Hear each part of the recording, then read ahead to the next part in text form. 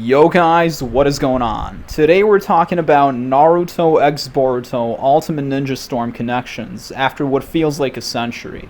So, you know how I usually preface all of my Storm commentary videos by saying how I don't want this channel to be a Storm news channel that exclusively covers Storm news and nothing else? Yeah, well, it's precisely because of that I refrained from making a Storm commentary video, giving my 2 cents on the whole, on the news that we've been getting. Because I was like, I don't want to make like 50 videos. I'm just going to wait until I feel there's been a lot of content revealed, and then I will make this all-encompassing video where I go over all of the things that we know about the game so far. So that includes mechanical changes, gameplay changes, new features, characters, you name it. So, and then I will call it a day. But it's going to be a long one, so. And obviously, as you already know, I haven't made a Storm Connections commentary video since February. That was when the first trailer dropped, and the reception for this trailer, it was deplorable. It was horribly received, and rightfully so. The marketing for this game has left a lot to be desired, and that's an understatement. I don't think that, the first trailer basically sold this game. It presented the game as a Storm 4 remaster. Like a revamp with minimal changes, like zero anything, no major visual changes, nothing, just 2 new characters, and people seriously were not reassured by the Storm 4 footage and the trailer, combining the story modes and all, and they were like, oh, this is Storm Legacy 2.0, it's a Storm, it's a Storm remake.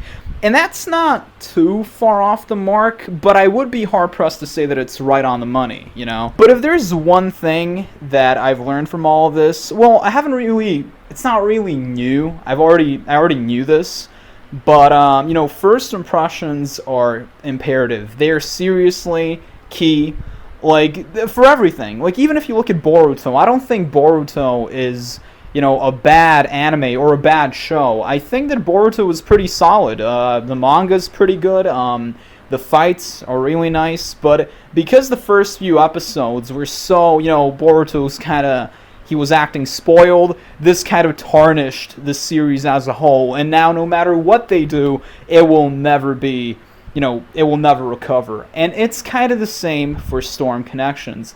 If you look at all the major trailers, even the newest ones, you will notice that there are a lot of dislikes, right? And I feel like no matter what they do at this point, even if they announce 15 more playable characters, I don't think people will be content. I think that, this initial backlash, this first trailer really cemented this game's position as a dumpster fire, a colossal flop, and how at this rate they might as well stop making Storm games, how this is never what we wanted, and there are a lot of things that got to get off my chest. And like I said, this is an all-encompassing video where I discuss everything, like mechanical changes, characters, and all that. So if you're not up to speed, if you're out of the loop, I'm here to give you a quick rundown. And by quick rundown, I mean talking at length for hours on end about Storm Connections. So yeah. Now we have an official release date for the 17th of November 2023. Now I personally thought this game was going to get delayed to 2024, but apparently I was wrong. So I haven't uploaded anything regarding Storm Connections. I haven't covered any of the news ever since the first trailer dropped. So the first trailer dropped on the 23rd of February, and it was horrible. It only showcased the story mode from Storm 1, 2, 3, and 4, and this trailer kind of solidified the game as, not a new game, but a Storm remaster or something, and a Storm Legacy 2.0 or something, and everybody was outraged. We saw Indra and Ashura at the very end of the trailer, bits of their movesets and ultimates, but it was a downright horrible, an all-around horrible trailer. And then almost 2 months with no news at all on the 14th of April, we finally get these two videos showcasing Naruto and Sasuke, like the new supporting Kage Sasuke and Baryon mode Naruto. We saw Naruto's awakening, air combo, up combo. We saw Sasuke's jutsu, neutral combo, ultimate, stuff like that. And people still weren't really reassured that this was a new game, but, you know, it was a welcome change. Sasuke's ultimate was great, you know, but it's kind of unoriginal, not gonna lie, because Rinnegan Sasuke basically he traps the enemy in this meteor, like Chibaku Tensei, sets the meteor on fire with Amaterasu, or Kagetsuchi, and destroys the meteor with Susanoo Kagetsuchi Chidori. Then the last Sasuke also traps the enemy within some kind of meteor, like Chibaku Tensei, and destroys the meteor with Chidori, except it's a regular Chidori and not a Susanoo Chidori with, you know, flame control inside. Then we got, like, Road to Boruto Sasuke, where he creates 9 meteors and coats them in black flames and just drops them onto the enemy. And now this Sasuke does the exact same thing as Rinnegan Sasuke, where he starts the ultimate by trapping the enemy within a Chibaku Tensei meteor that's also coated in black flames, and then he uses a double Kirin. The only thing that kind of redeems this ultimate, makes it really cool, is that he uses Kirin, which is the best jutsu ever, and don't at me. And that's just the characters. Like, you know, we already got it, like, 4 different Sasukes with, 4 different ultimates that are all Chibaku Tensei. You got 6 Pats Madara, you got Storm 3 Madara, who also have Chibaku Tensei as their ultimate. You got Nagato. Then you got the Team Ultimate Jutsu. You know, Madara and Obito, they throw a Chibaku Tensei meteor. Then you've got Pain and Konan, they destroy a Chibaku Tensei meteor with paper bombs. Rinnegan Sasuke's down combo is, well, just a Chibaku Tensei meteor that he throws at you. And this Sasuke, his down combo is the same thing, except it's not 1 meteor, it's 3 Chibaku Tensei meteors, and he basically ignites them in black flames. So again, an Amaterasu meteor. I don't know, somebody has a huge fetish, somebody at CC2 has a huge thing for meteors, and especially Amaterasu meteors, because they cannot stop putting them in games. But after that, we got this really brief, I don't even know if I can call it a trailer. It's like, it's, you know, the Naruto 99 thing? Like, the whole world basically voted for their favorite Naruto character, like, top 99. And it was a big deal, and what CyberConnect 2 felt was the right thing to do, or Bandai, it doesn't really matter whose idea it was, they made this small trailer where they showcase some of the top 10, top 20 favorite characters from Naruto, you know, top, you know, fan favorites, and they basically started showing us, you know, movesets like Ino, Sakura, Sai, Hidan, you know, stuff like that, and I'm like, bro, I get what they're doing. It's like, look, these are your favorite Naruto characters. You see, we also have these characters in this game. You might want to buy this game, because this game has your favorite characters, and you can play with them, haha. But what apparently didn't occur to them was that these movesets that they're showing, and, like, being so proud of, are literally 15 years old. No, wait, they're movesets from Storm 2. Storm 2 came out in 2010. It's 2023. Soon, it might be, well, not soon, but by the time this game drops, it will be, like, probably 2024. And you're showing us movesets that are, like, 13 to 14 years old that haven't been updated in the slightest, and you're priding yourself on that fact. Imagine being so out of touch with reality. And, you know, with the fan base, with the player base. I just cannot believe it. I still can't believe characters like Itachi never got a proper update. Like, they had grounds to give him a new moveset in Storm 3. He fought Kabuto. and he showed us new stuff. Like, they could have given him a whole new moveset with, Amaterasu, Susanoo, Totsuka Blade, Yaramir, the Susanoo ribcage as his guard, as is the case with Rinnegan, Sasuke, and Madara. But they didn't do this. They just gave him a new ultimate. They gave him, like, a new skin, a new jutsu, which was already in the game. Like, Kage Summit Sasuke could use that Amaterasu jutsu. And, that's it. And in Storm 4, they gave him a perfect Susanoo Awakening.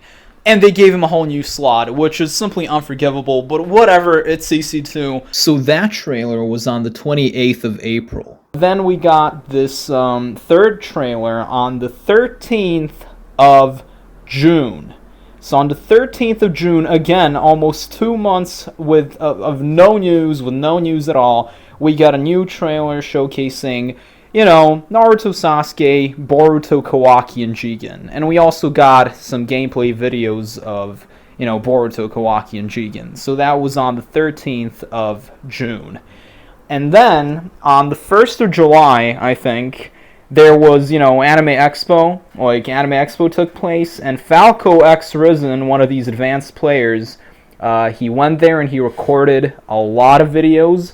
He took requests, he really came through, and without him, we would have been in the dark for a very long time regarding the mechanics and the mechanical changes of this game.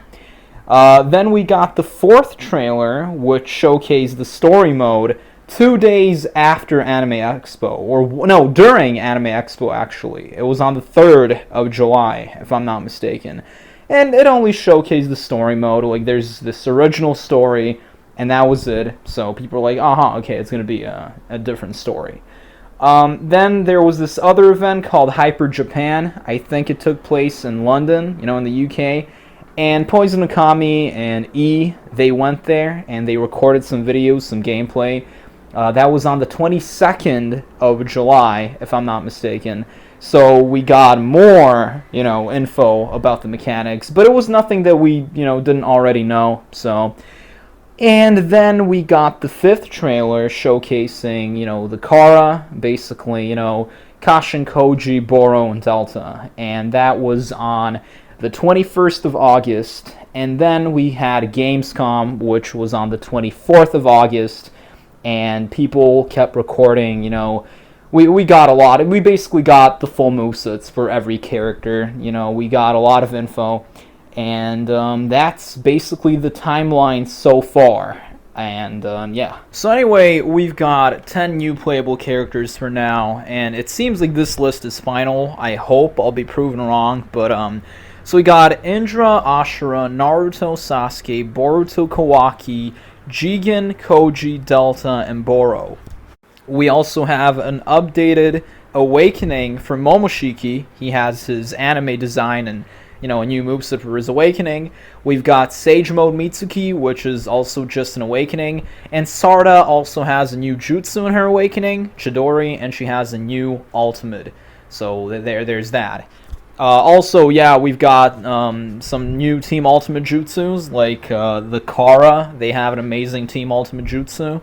And we've also got, the Uzumaki family. They have an Ultimate Jutsu. And it's kind of... it's a gag Ultimate Jutsu, which is pretty funny because the Uchiha family, they have this amazing Team Ultimate Jutsu that is just so wild. It's so good, in fact, that Sarda's Ultimate, which is honestly one of the worst Ultimates I've ever seen, it's like a Storm 2 Ultimate. This Team Ultimate is basically what Sarda's regular Ultimate should have been. Like, the animation is so crisp, it's so beautiful. I have no words.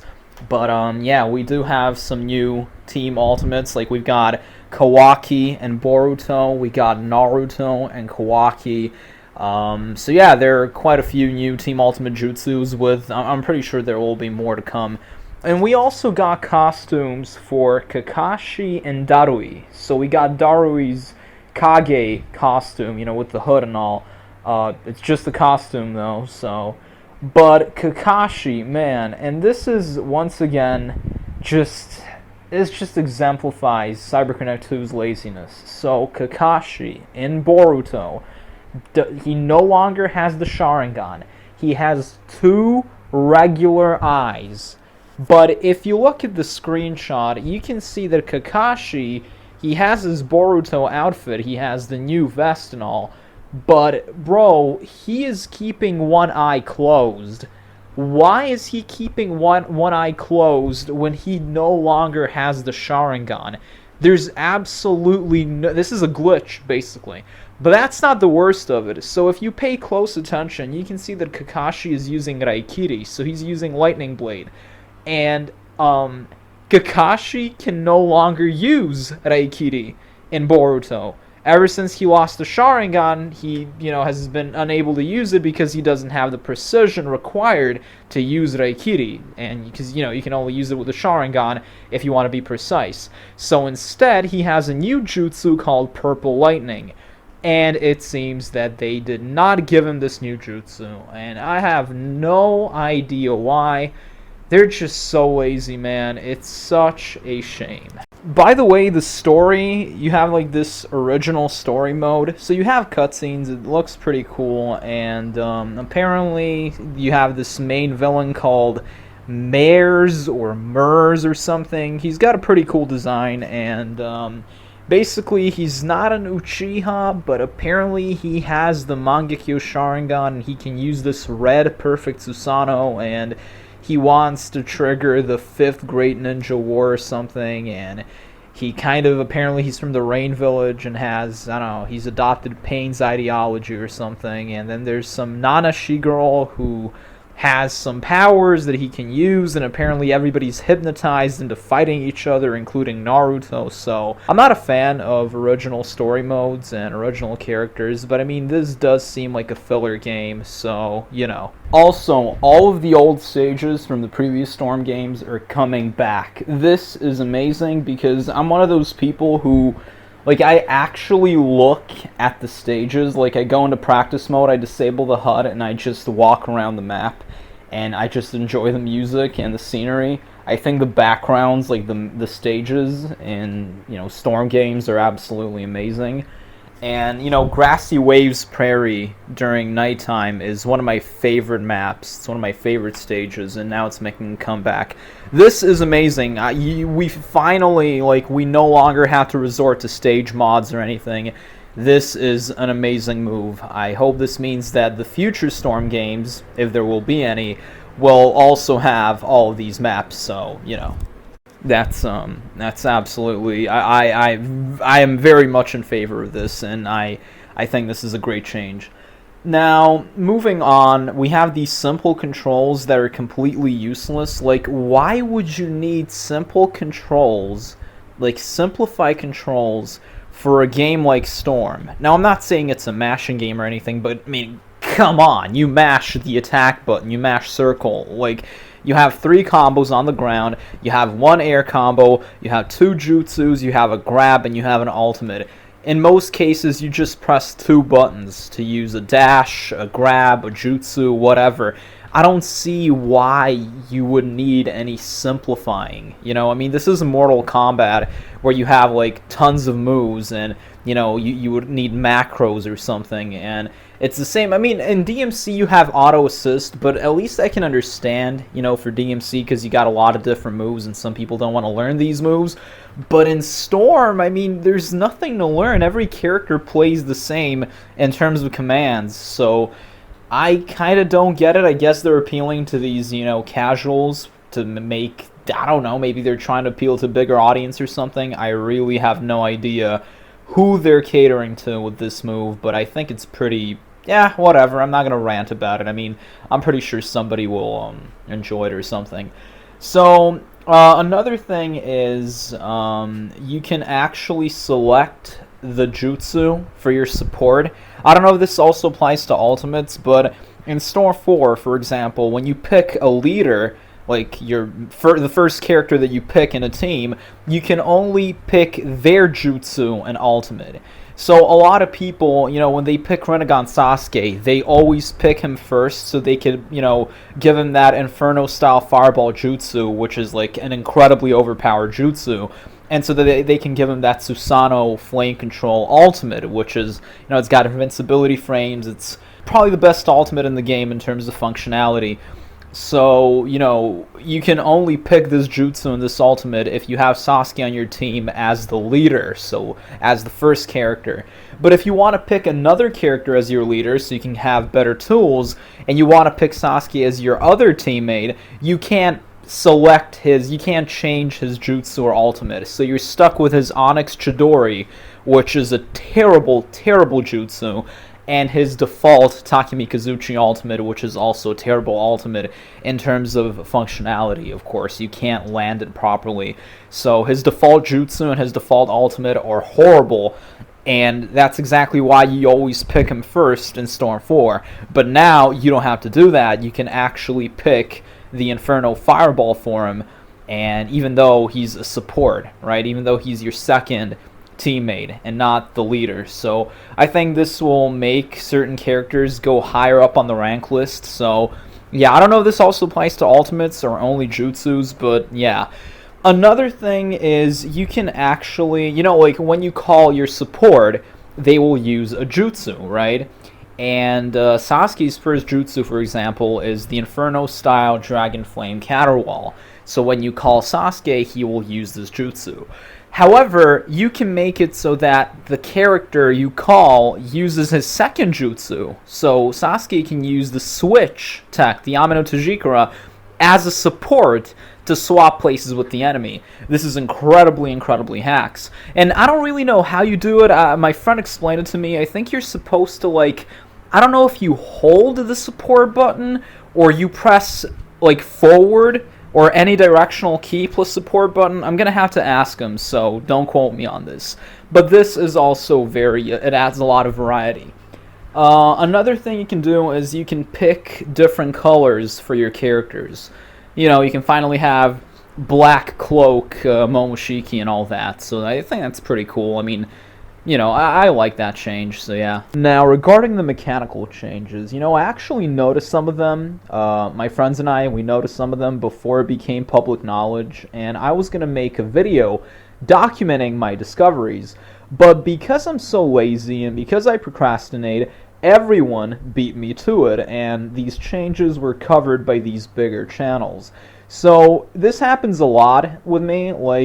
I make some discoveries and I want to make a video about it, but I'm so lazy and people beat me to it, and then then there's no longer any point in making the video. So if you want to find out about the main changes in Storm Connections, you can find a bunch of videos online regarding that. Alright, so now let's talk about the mechanical changes, and I should preface this part by saying that if it weren't for Falco X Risen, and if it weren't for Poison Okami and Mr. E, Rikudo level 9, Geza, Yukino, Mugen no Ato, and a bunch of other players who have contributed a lot, we would not know anything about this game's mechanics. We would have a very, very, shallow understanding of how the game works. Falco went to Anime Expo, and he was there for a couple of days. He recorded everything, so big shout out to him, as well as Mr. E and Poison Okami. I'll be, I kind of, like I said, they kind of beat me to it. If you really want to know everything about these mechanical changes that are in the game, make sure to check out Mr. E's videos and Poison Okami's videos, because they basically have all the info you can possibly need. So it's kind of redundant, to basically talk about this right now, but whatever, I kind of feel like I should do it because it is pretty important. So one of the first changes is the crumble animation. Now, this is something that I noticed during the first trailer in February, actually, but it was brought to my attention by somebody on Twitter, and I was like, damn, he's kind of right. I mean, I don't really know what this means, but You know how in Storm 4, when you do a jutsu, for example, Chidori or something, it doesn't have to be a jutsu, but the enemy will basically, you'll see this crumble animation where the enemy starts falling to the ground. And when you see this animation, if you try to hit the enemy with a shuriken or dash at them or hit them, nothing is going to happen. The enemy is completely immune to everything while they're falling, while this crumble animation is active in Storm 4. In Storm Connections, this is not the case. And the enemy, you can see this crumble animation during combos, during certain parts. Now, what this means, I think, is that, I don't know if this is spot on, but I think this means that every character has an infinite now, because if you cancel at the right time and do an ultimate jutsu or something, you could simply... I'm not sure, again, if this means that everybody has an infinite, but, I definitely kind of understand why they did this. So, what I'm trying to say is that enemies are no longer immune to attacks while this crumble animation is active. Tilts are gone. Or, well, kinda. They are replaced with this second jutsu. So instead of using, a tilt, which is like, tilting your analog stick and pressing the attack button, or in my case, I press like W plus V, or ASDV, you know what I mean, directional input. Yeah, that doesn't exist anymore. And Chakra Shurikens also no longer exist, so if you try to do a Chakra Shuriken, you will do the second jutsu, which is basically a tilt. And this second jutsu is basically for what was formerly known as the tilt. For most characters. Not always, but sometimes. For example, Shisui's tilt in Storm 4 is this thing with the clones.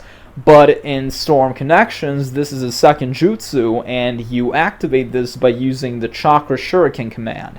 So that's how it is for Shisui, but some characters have brand new, their tilts have been replaced with another jutsu. Like Kakashi has the Lightning Beast running jutsu. Edo Minato in Storm 4, for example, has this tilt where he marks you and then teleports, but this is gone now, and he has this Flying Raijin level 2 as his second jutsu. So that's how this whole thing works. Jiraiya also has these flame bombs, which is pretty cool. Now, I am not fond of this because it seems like such a redundant move. Why are you doing this? It makes no sense. It's almost as if... And this is CyberConnect 2's way of saying, hey, look, it's a new mechanic, but it's actually an old mechanic, and you just kind of revamped it and probably made it worse. I don't know, I haven't really played the game, but tilts are really important. Sometimes you can get out of combos with tilts, especially Rinnegan Sasuke, for example, if you have an opening.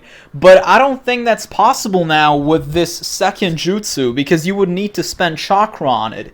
Which brings me to the next topic. Chakra regenerates automatically. So, automatic chakra regen. Chakra regenerates automatically, and it regenerates incredibly fast. There's basically no need for you to even charge chakra. You could do it to, expedite the process, but there's really no need. The chakra regenerates, it regenerates incredibly fast. Now, how do I feel about this? I think it's actually amazing for a lot of players, especially me, because I often find myself without chakra, really frequently. And sometimes, you gotta stand in one place, and you gotta charge your chakra, and you gotta wait for, and sometimes you get pressured so much by someone with a lot of skill, like advanced players, and you're constantly out of chakra, Also, chakra doesn't regenerate on its own when you're hitting the opponent, and it doesn't regenerate while you're dashing. So only when you're standing still, or walking, maybe ninja moving, I don't really know, but it does not regenerate when you're hitting your opponent. So yeah. But that aside, if we take everything into account, I still think this is a net positive for this game. I think it's a good change. I want to talk about the biggest blight on this game so far.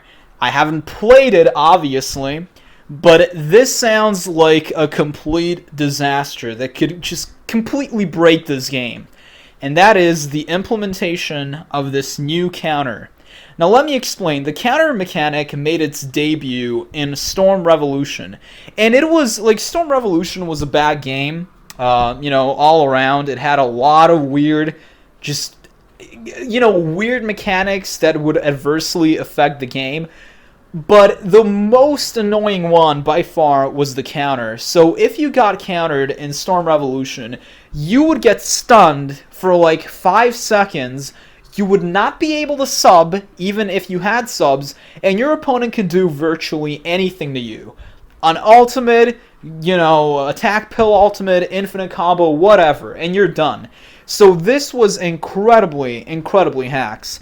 In Storm 4, it was way better, because instead of being stunned, when you get countered, you just get sent flying, right? So that's what happens. And it was still broken. Counters are still really annoying to deal with, even in Storm 4. Sometimes you can predict them. Sometimes, especially in delay, they are a very easy way out. But now let's talk about Storm Connections and its counter. So the counter is somehow worse than Revolution. Somehow. But let me explain.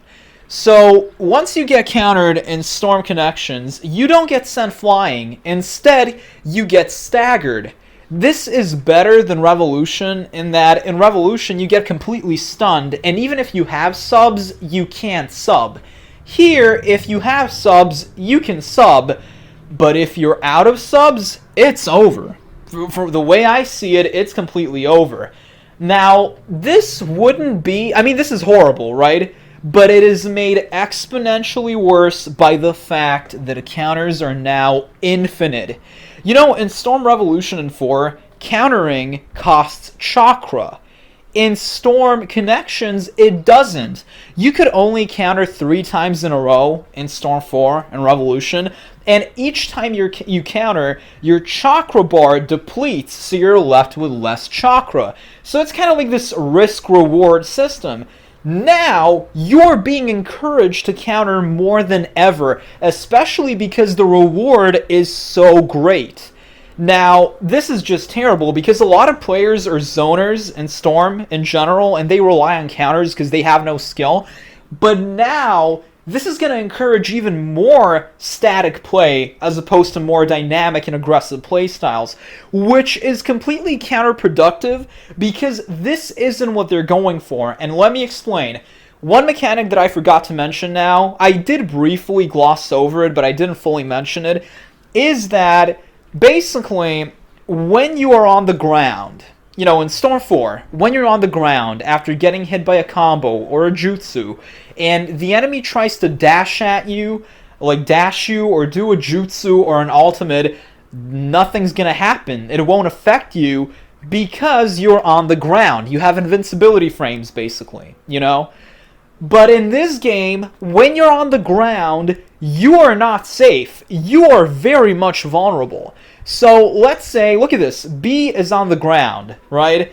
And Kawaki does his ultimate, and he hits B while he's on the ground. You can see here that basically, Sasuke is rolling on the ground, and Naruto dashes him, and he hits him, he starts comboing him. If you see this, air combos also cause the enemy to bounce back up into the air, and you can easily pick enemies up. It seems like they're trying to make this very, high octane, nuts to butts action, this very fast paced game where there's no downtime, which is why, I guess, this is why they removed, why they made Chakra regenerate on its own. They don't want players to be static. They don't want players to stay still in one place and just regenerate their Chakra and do this and that. They want they want the players to move and do all this stuff, right? Be dynamic, which I guess is also why they did this whole thing where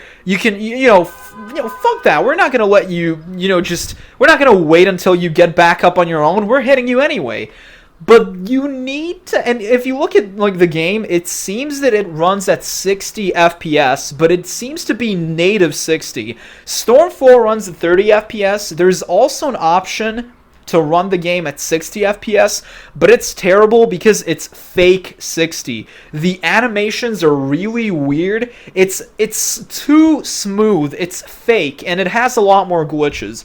But this seems to be a lot smoother, but it looks authentic. So I'm hoping that this is actually native 60 because the game looks really fast and really smooth. And these mechanics can definitely help amplify that fast-paced experience. However, moderation is key, and that should be the case with this game as well. I am not a fan of this. Like, if you're out of subs in this game, I think this is going to backfire very heavily on them because they're trying to make the game aggressive, but it's going to turn into a zone fest, like a camp fest. Everyone's going to camp because why would you dash if the enemy can easily counter you 50 times in a row and you can't really punish them? Like, it's such a high reward. This also means that substitution, like subs in this game, are more valuable than they have ever been. If you're out of subs in this game, it's over. The enemy can extend the combo as many times as they like. They can pick you up from the ground. They can counter you. If you're out of subs in this game, it's over. At least that's how it appears to me, right? And there are characters that simply drain your subs so quickly. Imagine Six Paths Madara, right? That's like, bro, and he uses his limbo clones. It's over. It's GG. You're out of subs. Good luck now. You're on the ground. Well, you're getting comboed again. You're getting picked up. You're getting woken up. So it seems to me that these matches will either last a decade because everyone will camp, or they will last 2 seconds and it'll be like whoever loses their subs first, whoever gets countered first, he loses. And whoever loses their subs first, they basically lose. Now here's a major problem. Another major problem. So you know how, okay, take this for example. Let's say your opponent is very low on health and they're trying to awaken, and you don't want to let them awaken. Awakenings are very OP in this game, in Storm 4 for example. So you can pressure them, you can dash them, and force them to counter you. And if they counter you, it doesn't matter if you get hit by the counter or not, they will lose a portion of their chakra, and they will be unable to awaken until the counter goes, until the chakra replenishes itself. So you're buying yourself time for the enemy not to awaken, right? You're delaying their awakening. But in Storm, in this Storm, you can simply counter the enemy and immediately go into your awakening because the enemy will be stunned, they'll be staggered. Not to mention the chakra regenerates on its own, so you will be able to awaken as many times as you want. You won't have to charge your chakra at all, and if you do it, it will be blistering fast. So, like I said, in Storm 4, you get countered, and the enemy counters you, they can no longer awaken for some time. But here, there's no chakra cost, so they can awaken as many times as they want. And with the chakra regenerating on its own, you do the math. But then there's another issue. How do they go about fixing this? And will they even fix this? Well, fortunately, a lot of players, both casual and advanced players, are not very happy with this. I've seen a lot of players, influential players, voice their concerns regarding this counter. However, they are mostly voicing their concerns with regard to the counter being infinite. They want it to be limited. Now, me and my friends, we don't really like counter all that much, so we thought that it should have been limited to 3 shots, even in Storm 4, 3 shots per round, because we really don't like counter-intensive playstyles. But I think, you know what the problem is here? So another problem here. How do you go about fixing this? The most obvious response would be, the most obvious solution would be, just bring back Storm 4 as the counter from Storm 4, right? Well, no. That simply would not work in this game, ever. And let me explain why. So, you know how in Storm 4, when you get countered, you basically get sent flying, right? And if the enemy tries to dash you or do a jutsu, nothing happens until you get back up on your feet. But in this game, like I said, don't forget, If you're sent flying or you're on the ground, the enemy can easily dash you, do an ultimate, do whatever they want, and they can resume comboing you. So let's say you have no subs, and you're in Storm Connections, and you get countered, and you get sent flying, like the Storm 4 counter. So you get countered, you get sent flying, the enemy simply dashes you and picks you up, they wake you up, and they continue comboing you. See? So for the Storm 4 counter to work in Storm Connections, they would have to remove this mechanic where you can basically hit enemies while they're on the ground. And that is definitely not something they will do, because that would completely change everything. It would just make this game Storm 4, and apparently they want to make it as different as possible. So that is a big problem. The only thing they can do, the only thing that seems to be within the scope of their ability, is to limit the counter. But I feel they would just make it limited as in, the way it is in Storm 4, basically, where it costs Chakra. But the counter is so overpowered now that I would personally limit it to 2 or 3 shots per round, because if you get countered once and you're out of subs, that can determine the whole match for you. You know what, my friend actually gave me a very good suggestion. Maybe they should make it so that when you get countered, both players clash, and then there's distance between them. Maybe that could work, but then I feel that would go against their, it might go against their whole, this whole shtick they have right now, that they want to make this game as fast as humanly possible. But we've already established that, for all intents and purposes, the counter from Storm 4 would simply not work. It would not be viable in Storm Connections, because, like I said, it's simply not feasible. You just, it doesn't work. So, yeah, I don't really see a workaround, and the way I see it, the best thing they can do is limit the counter to 3 shots, just like in Storm 4. And I still feel like even that wouldn't really do it justice. Well, not justice, but I still feel like it will be too OP, honestly.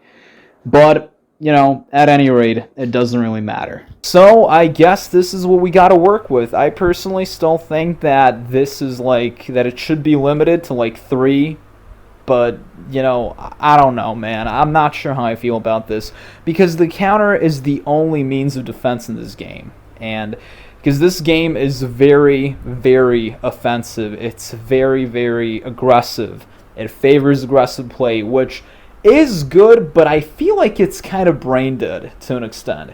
Again, this is my superficial assessment, so take it with a grain of salt. I'm a very pessimistic guy, so yeah, but I also know how CC2 operates, so yeah. Now, I know I'm making it sound like this is incredibly intimidating, and how it's scary, and how it's over, but I'm not really complaining about this mechanic that allows you to pick up enemies from the ground. Sure, it makes you a lot more vulnerable, and substitutions are a lot more important now, and I can see how that can be daunting. But I am not trying to fearmonger. I'm not saying, oh my god, it's over, because this is simply their way of making the game fast-paced. And so many people have played this game, Anime Expo, Gamescom, and all that, and no one has really complained about this. So even though it sounds intimidating, I seriously don't think it's that big of an issue, even though sub-management is a lot more, it's kind of crucial now. However, with the counter, I still think that, it should be, at the very least, it should be limited to 3 shots per round. I mean, 3 shots, the way it is in Storm 4, basically. At least make it limited, make sure it isn't infinite, and I think that would suffice. Well, somewhat. But, yeah, I'm seriously not saying that this thing is horrible. And counter itself, from what I've seen, it seems like, it isn't active. It doesn't have as many active frames, so it isn't as active for as long, you know what I mean? Now, another thing is we got, items, and items are now infinite. You know how you would have, 2 pills, 2 attack pills or something, 2 paper tags, 2 bombs, and 2 guard break pills? Well, now every item is infinite, but they're on a cooldown. So when you use an item, some time needs to pass before you're able to use it again. But they are infinite. So this is, I guess, kind of busted, but at the same time kind of cool. The reason I say it's busted is because paper tags, when you throw them now, the stun they cause is insane. It's like longer than a guard break pill, honestly. It's just like you throw a paper tag at someone, they're going to get stunned like crazy. So that's something that I'm not sure how I feel about that, but guard break pills, like I said, they're also infinite but on a cooldown. And the thing about guard break pills is they have a lot more range now. So, the distance they cover, it's like really, really big. And that's, I guess, kind of busted, but at the same time, the guard break pill stuns you for like a second, not even. So I guess you can no longer use guard break ultimates, which is a great thing. So guard breaks are simply, you break somebody's guard and you immediately start comboing them. It's not a stun that's as long as it used to be in Storm 4, which is a good thing, like I said. Another thing about items is that, if you throw a bomb or a paper tag at the enemy, and if you have strike back on your team, the strike back support will not hit the enemy. So that's one thing that you really need to keep in mind. So paper tags and bombs, it simply no longer works on explosive tags or bombs. Grab damage is absolutely insane in this game. Doing a grab is equivalent, it's like the same as doing a jutsu. It deals the same amount of damage. So when you use the grab in this game, it's really, really insane. And there's this one insane part that I saw. So this was from Falco's recording or something. He basically uses this grab with Kakashi, which deals an insane amount of damage, and then he continues comboing you while you're on the ground, because like I said, you can combo enemies while they're on the ground now, and that includes even this instance where, after grabs. So yeah, that is kind of insane, like I said. The storm gauge only lasts for like 11 to 12 seconds, and support types like, let's say cover fire can only be used when your storm gauge is maxed out, and you use them with regular shuriken. So you throw a regular shuriken and the strike back will accompany you, they'll assist you basically. So dash cuts are still in the game, and that sucks obviously, but my friend who's an advanced player told me that they wouldn't be nearly as egregious in Storm Connections, and Mr. E actually made a video on that. So in Storm 4, dash cuts activate when half of your storm gauge is full. And in Connections, they activate only when your storm gauge is maxed out, so only when your storm gauge is full. This is a huge nerf. And another thing that's even more important, in Storm 4, when your storm gauge is full, it's going to stay full for a whopping 33 seconds, whereas in Storm Connections, it only lasts 12 seconds. This is a giant nerf. So dash cuts aren't nearly as powerful as they used to be. They're not nearly as hacks. So I guess you could pick Choji, Yamato, Guy, whoever you want without having to feel like a villain. So that's a huge thing. Awakenings are now only 14 seconds long, not 24 or 26. I don't remember how long they used to be in Storm 4, but I think it was like double the length or even more, So now awakenings are really, really short. They don't last a very long time. I've seen people complain about this, and I can't believe it, because awakenings, bro, if it were up to me, I would ban awakenings for ranked, because awakenings are so hard to deal with in this game, especially Danzo, Six Paths Madara, Pain, Nagato, stuff like that. Some of these awakenings are just impossible to deal with. I've seen so many instances where some of the best players in the world are like playing, and this one guy is leading by a landslide, and boop, this guy goes Six Paths Madara Awakening, he uses the Limbo clones, and it's over. It is such an unfair advantage that it's absolutely insane. And so many people rely on these awakenings, and it's very cheap, so I think this is one of the best changes they could have possibly made. Making awakenings as short as they are right now is ideal. Health bars reset after every round. This will make matches way longer. It's probably going to be first to 3 in tournaments and all that, instead of first to like 5 or 10. So, you know, in Storm 4, it's not like that. So the enemy's health, you know, the player's health bars, they don't reset. But in this game, the player's health bars reset after every round. And there are 3 rounds, so you do the math. This, I think, is actually pretty cool. I've got nothing against that. Now, we no longer have armor break frames, which is amazing. This is incredible. I can't believe they actually did this.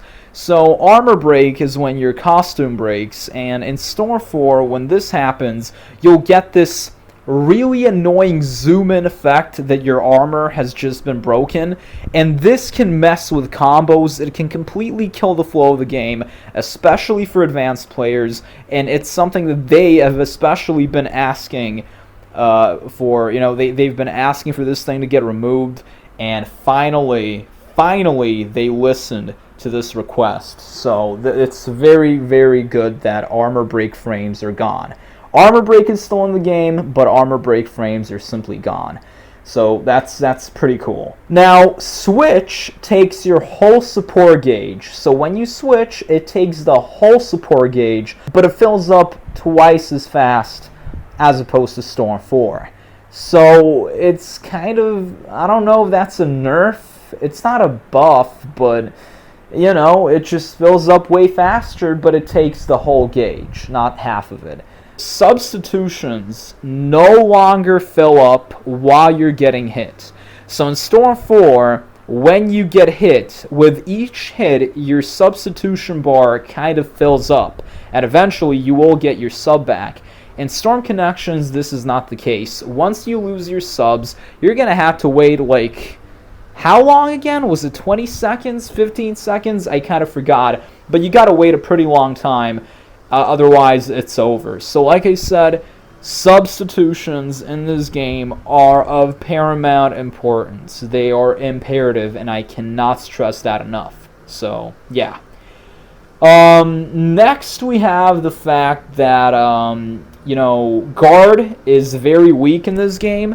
Like, when you're on the ground, it breaks after 3 dashes, and it breaks after 2 dashes in the air. In Storm 4, it takes like 6 dashes on the ground and 3 in midair. So guards can break very, very easily in this game. I'm not sure if this is a good or a bad thing. Personally, this game is already very aggressive, so yeah, you know. Also, one thing that I've noticed is that like up combos have a shorter stun. So if you want to convert from up combo into air combo, you got to do it very fast. You got to dash very fast. Otherwise, the enemy will simply regain their control. So, you know, so this means you won't be able to use Itachi's infinite combo with the up combo because the enemy will simply not be stunned for that long. I've also noticed this one thing where Naruto, Baryon Mode Naruto hits Madara with the neutral combo for cinematic finisher, right? And he sends him flying, but Madara immediately regains his composure, and he basically immediately, you know, just flies at Naruto. So I don't know if this means that this renders neutral combos useless, because the whole purpose of neutral combos is to, like, create distance between you and the enemy. But if the enemy can just, you know, regain control so fast, I don't know if this kills the purpose. I'm not entirely, you know, certain, but yeah. Again, we've got these jutsu combinations. You can see this, like, Obito's jutsu hits the enemy, and then Kakashi's jutsu hits the enemy. You have this insane damage. That's one thing that's kind of worth keeping in mind. And additionally, we've got chip damage. So chip damage is still there. So, you know, when you're guarding and the enemy hits you with a jutsu, you will get damaged. However, you will not get killed.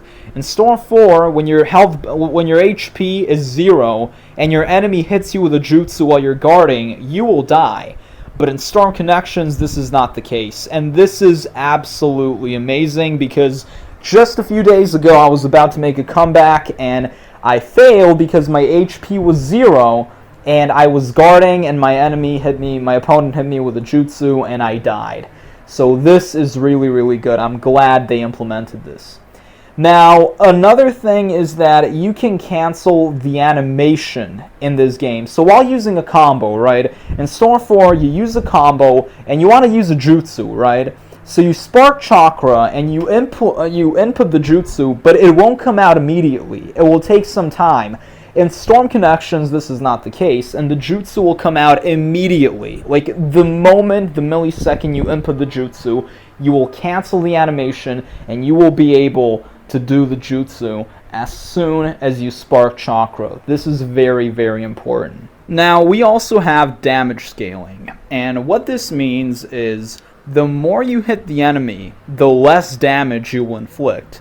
And I think this is CC2's way of combating the aggressiveness of this game, the fact that it's so hectic, so high octane, so, like, substitutions are so important. So, damage scaling, and big shout out to Mr. E and Poison Kami. Make sure to check their videos out if you want, like, actual original info from the source, So, this damage scaling thing is split into 3 levels. So, if you land 1 to 10 hits, you won't get any damage scaling. You will inflict normal damage. If you inflict more than 10 hits, like 11 to 19, you will get a level 1 scaling, meaning that you will deal less damage. If you land 20 to 29 hits, you will get a level 2 scaling, meaning that you will inflict even less damage. And if you land more than 30 hits, level 3 damage scaling will kick in, and you will deal a minuscule amount of damage. It's like laughably low. So that's something that I feel is worth keeping in mind. If you want more info, like I said, if you want to find out more about damage scaling, make sure you watch Mr. E's video on this. So strikebacks are reboundable. What that means is when you have a strikeback support and they knock your opponent down, and now your opponent's in the air, it doesn't take that long. Like, they can almost immediately regain control while in the air. And in Storm 4, if your support knocks the enemy down, as a strike back, you can use a team ultimate jutsu, and your opponent can't dodge unless they have a sub, So they'll be forced to sub, or if they have no subs, there's no way for them to dodge the team ultimate jutsu. But in Connections, as you can see, Naruto regains his composure, his control, before you can hit him with the team ultimate jutsu. This kind of kills the purpose of a strike back, in my opinion. They've already been nerfed in that, the storm gauge is now only 12 seconds long, and, these strike backs, they only activate when the storm gauge is full. So making this a thing, making them even more nerfed, I kind of don't get it. I guess this is CC2's way of making it like, subs are so important, and if you're out of subs and you have a strike back, that's GG. So I kind of get it, but I really gotta ask, what's the purpose of strike backs now? Because the way I see it, the only thing you can do with a strike back is convert into an air combo or a jutsu.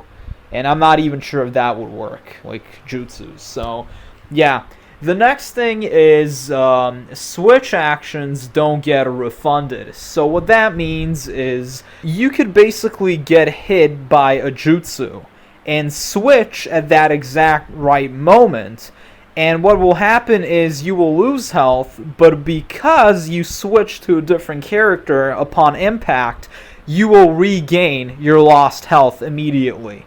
Well, that's patched now, and it's impossible. So now you're incentivized to basically perfect your timing. You can't really do this. So if you get hit by a jutsu and you switch at the right moment, you will not regain your health if you already lost it. So there's that. Next up, we've got Chakra Dash clashes. You know, like, you will return to your normal position. So there's a way in Storm 4 to win every dash clash, and that's like, you dash, like, if your opponent is dashing you, you wait and you dash at the very last millisecond. And what's going to happen is you will open your opponent up. They will be stunned, they will be vulnerable, and you will be able to combo them, as you can see here from Mr. E's video. Like, clearly Obito is, like, you know, dashing, and now, you know, you basically wait, and then you dash back, and now Obito is basically open, and you can basically, you know, you can just combo him. In Storm Connections, this doesn't work. If you attempt this, you and your opponent will both go back to your neutral positions. So this is patched now. And yeah, that's pretty cool. Moving on, sub switch is gone. So there's this thing in Storm 4 where it's a really broken kind of thing. Like, if you substitute and you basically switch at the same exact time, what's going to happen is you will get out of your enemy's pressure, their combo pressure, and you will basically switch to a different character, and you will sub, but you will keep that sub. So you basically switch and you sub, but you keep that sub. But it still has the function. You still dodge the attack. But because you switched, you keep the substitution. Which is really unfair. A lot of people say that's really broken, and that is fixed now. Moving on, we basically, like, there's air jutsu. Like, air jutsu switch is gone. So, you know, like, if you go backwards, if you do a backwards ninja move, and you buffer your jutsu. As you can see here, what E did with Roshi. He did a backwards ninja move, and then he buffered his jutsu, and what happened was, Roshi did an air fireball jutsu.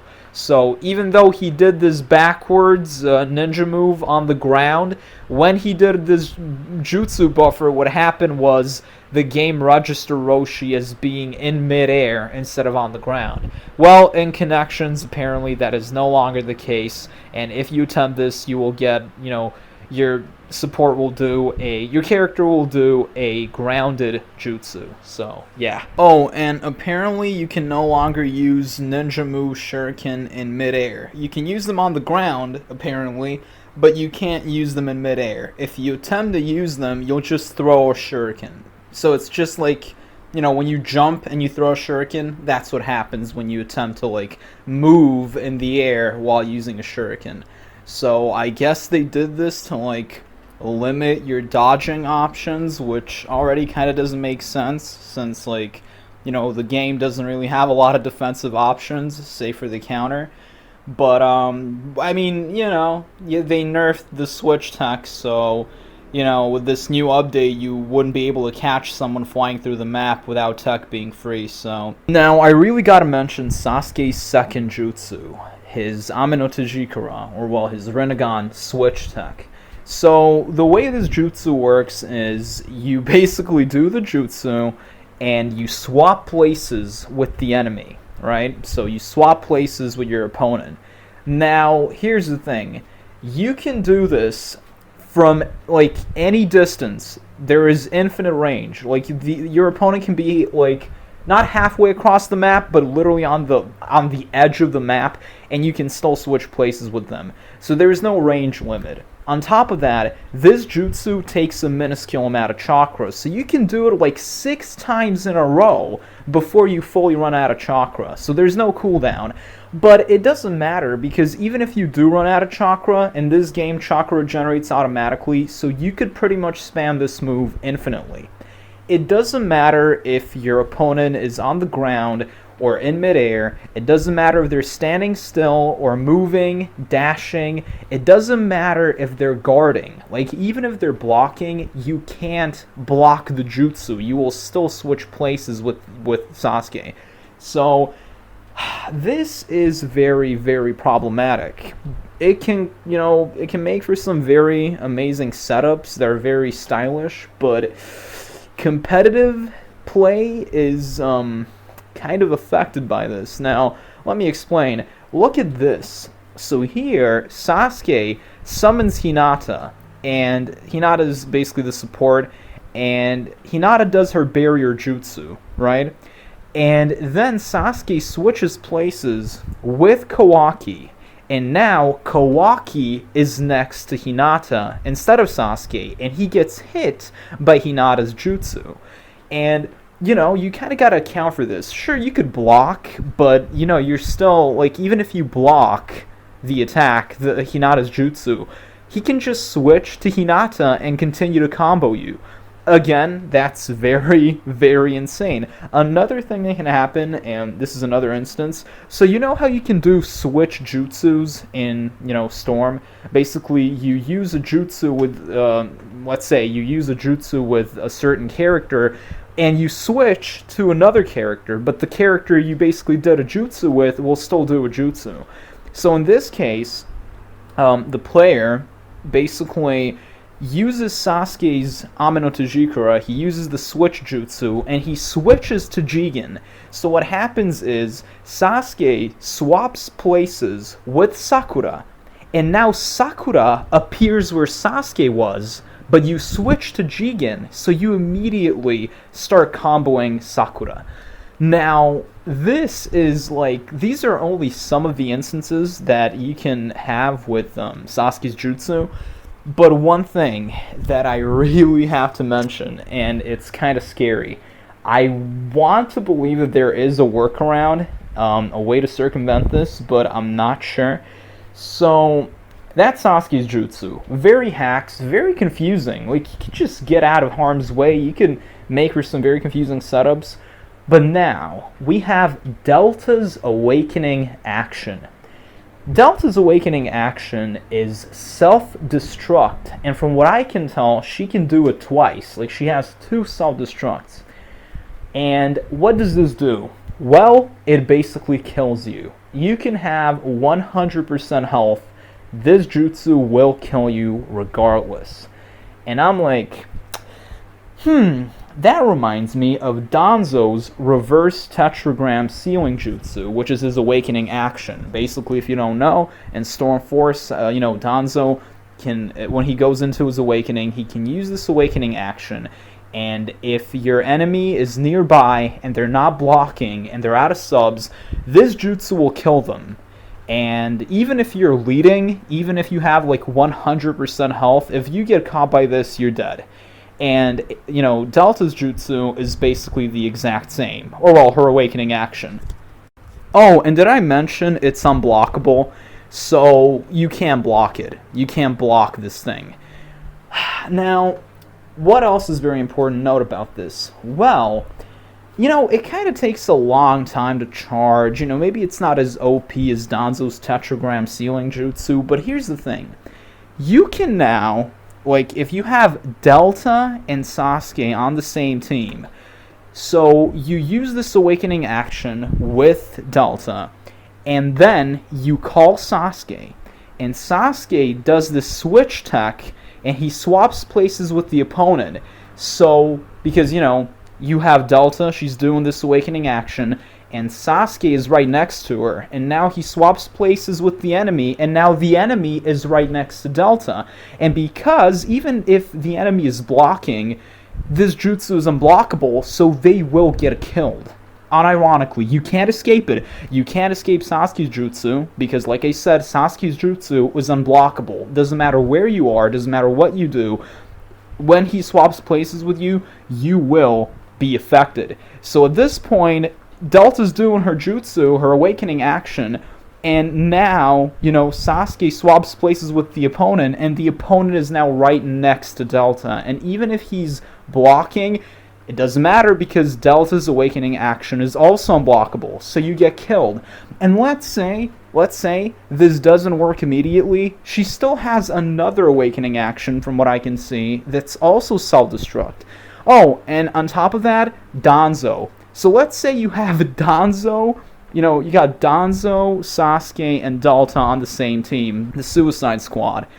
And, this is, you got basically 2 suicide bombers, you got 2 people who are, like, basically, if you fail with Delta, you could still catch the enemy with the Danzo. Imagine if you win one round like this, and then you win the next round the same exact way with Danzo.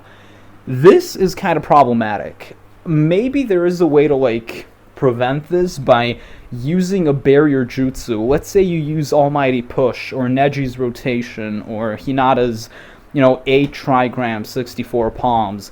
And when Sasuke switches places with you, you will hit Delta with the jutsu, maybe. But that kind of presupposes that you have, these jutsu and these characters, which, I mean, come on, what are the odds? So yeah, this is just very, very insane to me. This new Sasuke, his hitbox is pretty lame. It's trash. His guard pressure is horrible. His mash is horrible. Air combo and everything. But this is really, really, it's insane. Really, I have no idea. Also, I have a feeling that since I'm pretty sure Ishiki will be playable, I have this lingering suspicion that Ishiki will have this. I don't know if that's going to be his second jutsu or if it's going to be his awakening action. But I think that he will be able to shrink himself to the point where he's, like, invisible, like in the anime. So you won't be able to hit him because he's invisible. Kind of like, how Masked Man in his awakening has this action where he activates Kamui and he's intangible. So you can simply try to hit him, but you can't, so time can run out. So I have this feeling that this is going to be Ishiki's awakening action, where he basically shrinks himself to this invisible microscopic state, and you can't do anything to him. So I don't know why I think that. I just feel like that's what they're going to do, but yeah. Speaking of broken jutsus, Storm 3 Naruto, or Tail Beast Bomb Naruto, has an incredibly broken jutsu. So what used to be his tilt, or what used to be Storm Generation Naruto's tilt, I'm not really sure. What used to be his tilt is now his second jutsu, and oh my god, is it hacks. This thing burns your subs so easily, so rapidly, that it's actually scary. This puts Naruto in S tier simply because of the jutsu. I've seen some gameplay where this jutsu literally burns like 3 or 4 subs immediately. I cannot, it just never stops. This jutsu is going to be a huge problem. I have no idea what they were thinking. But, yeah, it's simply insane. I hope this gets nerfed, honestly. I don't know how, but I do hope they somehow go about nerfing this. Alright, so now we got to talk about Switch Tech. So, Switch Tech is still in the game. And this is a relatively recent development, but in the first demo that was, on Anime Expo, Switch Tech was just like in Storm 4. In other words, it didn't take Chakra to use, so it was free. But now, in this recent Gamescom demo, you can see that it takes Chakra to use Switch Tech. Now, I'm not sure how I feel about this. I was really scared that they would do this at first. But in this game, Chakra regenerates automatically, so I don't think it's that big of an issue. But still, the fact that you got infinite counters, sometimes a switch dash would be a good thing, but now you're, spending double the Chakra if you use that. So I'm not quite sure how I feel about this. I think that a lot of professional players really benefit off of this. Of course, there are people who abuse this to use, to spam jutsus and run and all that, but, I think it really has its uses, especially in advanced play, and I think it's a good counter to certain characters that are incredibly overpowered that you wouldn't be able to counter otherwise. But I'm not sure. Like I said, it seems that, even the advanced players don't really mind this all that much. What I am kind of annoyed, what really kind of annoys me at this point is that it appears that the only reason they did this was because of a certain YouTuber who I'm not particularly fond of, who has 2 hours in the game, who keeps talking about the game, but he clearly has no idea how to play it. He's a really low rank, low level player. But for some reason, he became the face of the community because, he speaks very matter-of-factly, and he's very pushy. He started hanging out with all these advanced players. And this guy, he was invited by Bandai to play Storm Connections even before the first demo.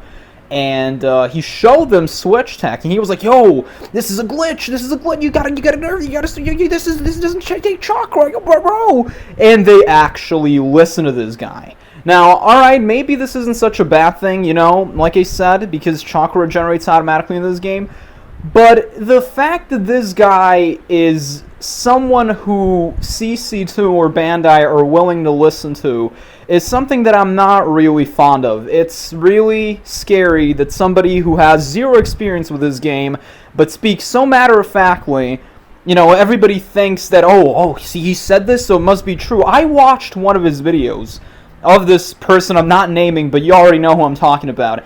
And he made a video where he talked about, you know, how there are certain things he hates about Storm, and one of the things, I kid you not, was jumping. Like, the fact that you can jump twice in the game, you know, double jump or something, that is, you know, you can abuse that and spam that.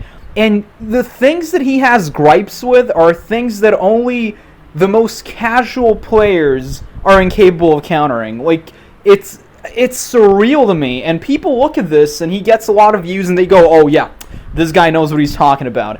So, yeah, I really don't like that the Storm community is full of these people who, like, with the exception of, you know, Poison Okami and Mr. E and some other people, I really don't see a lot of people who know what they're doing and actually know how to play the game. But they all pretend like they do. They all speak very matter-of-factly. They all act very professional and all. And it's something that it really rubs me the wrong way. The thing is, the only reason this concerns me is because this might have some future, you know, I have concerns for the future, because if Bandai and CC2 listen to someone like this, some rando, you know, who knows, this guy could say, "Oh, you know, actually we need to ban jumping or something," and they might actually do that. Like, you know, this is what I'm talking about. Like, the fact that we're allowing people like this to become, like, faces of our community, that is something that it just really pisses me off. And this guy, he makes videos about Storm all the time, right? All the time. He's just milking Storm videos for clout, for views. But the thing is, when you look at his videos, there are so many videos where he talks about how he doesn't like Storm. "Oh, you know, I love the Storm series, but here are the top 40 things that I hate about it, that I utterly despise about Storm." And then he shits on Storm, but then he says, "Oh, but, you know, I love the game, bro. I just really love the game." The guy even said, "I don't use substitutions because it feels bad," or something. Are you fucking kidding me? He prefers Demon Slayer Hinokami Chronicles mechanically. He prefers that over Storm. And we let someone, not we, but, well, yeah, we let someone like that become the head of our community, the face of our community. Somebody who knows nothing about the game is going and coming up to random people and developers and telling them, "Yo, you gotta listen to me, you gotta do this." And they actually listen because they think this is universal. This is something that everybody wants. It's just really, really infuriating. Like I said, I'm not even an advanced player. I am not someone who even uses Switch that much. I do use Switch Jutsu and Switch Dash from time to time, right? But I'm not someone who abuses that in any capacity. I understand that there are people who do this, and I completely understand people who have a gripe with that, but I've also seen how beneficial this can be for online play, for advanced play. Like, I know a lot of advanced players who are incredibly good, like some of the best advanced players, and they aren't happy about this change at all. Even though, you know, even though Chakra kind of regenerates on its own in this game. Now, Switch Tech is, as we already know, it's indispensable, you know. It's too invaluable of an asset for them to remove it completely. So what they did was they made it so that it cost Chakra. Overall, all of these new characters, like I said, they seem to be C to B tier in terms of, like, their hitbox. Like, their mash is either bad or mid. Like, Delta's first hit is really bad. Sasuke's guard pressure is like 3 hits or 4 hits, and it's really, really bad. So in terms of, like, hitbox and all that, it's, you know, in terms of the hitbox, it's not really all that, but the jutsus are what carries these characters so heavily. Their jutsus are like so big and they cover the whole screen, like Ashura's Hurricane Jutsu, even Indra's Amaterasu, honestly. But oh, and also Ashura's Rasengan projectile Kamehameha. That's also pretty OP. Naruto's tail, like even Storm 3 Naruto's Tail Beast Bomb Naruto's Jutsu, which was previously his tilt, the clone bullet barrage, whatever, it just burns your subs so quickly. I mean, look at this. He wasted 3 of Koji's subs, and the jutsu cost is nothing. Absolutely nothing. This jutsu is incredibly hacks. But alright, this isn't a new character. So even Koji's jutsu is pretty hacks. Like, it has a lot of range. Bariyamo Naruto's jutsu, it actually has invincibility frames, this laser thingy. So it's kind of like Sasuke Susanoo Ultimate. You can't touch him while he's using this jutsu. And even the Rasengan's kind of OP. Boruto's jutsu is also crazy. It's basically like the last Naruto's jutsu with the clones doing the Rasengans, which is one of the best jutsus in Storm 4. Except it's not as bad, apparently, because the clones don't have infinite range. Or, well, not infinite range, they just don't have as much range as Naruto's clones. And Boruto does the 3rd hit himself or something. So, but it's still an incredibly hacks jutsu. Hinata also has her 8 trigram 64 palms in midair, and I think this is the best air jutsu in the game. It's even better than Neji's rotation. It's better than Almighty Push. It is absolutely insane. So Hinata also has an insane jutsu. So there's so many incredible jutsus in this game that can really kind of boost the rank of these characters, if you know what I mean. So there are a lot of hacks jutsus here that I keep seeing. And yeah, I think that's what carries these characters very heavily. And some of it might even be considered meta. Like, who knows, maybe Naruto's bullet clone thing can be meta. And not to mention, of course, I've already talked about Sasuke's jutsu so many times that I forgot to talk about it now. But obviously there's no point in me bringing that up because we already know that Sasuke's jutsu, Amino Tajikura, is incredibly, incredibly hacks. Now we have to discuss this horrendous decision that CC2 made, or Bandai, or whoever was in charge of this. So, custom online matches will not be available at launch, and this is simply exhausting. It's enfeebling. Like, why? So what this means essentially is that when this game drops, you will not be able to play with your friends. You won't be able to have custom matches. So you will be forced to play with randoms. And or you could make a lobby and hope that your friend hops in out of the thousands of people who are trying to play the game. But this is simply, it's so painstakingly counterproductive that I don't have the words. It's simply wow. Like, that's all I can say. Like, why would you even release a game when you haven't even implemented the most basic feature? This also means that, basically Endless will not be available, or, well, a lot of things. It says it will be implemented post-launch.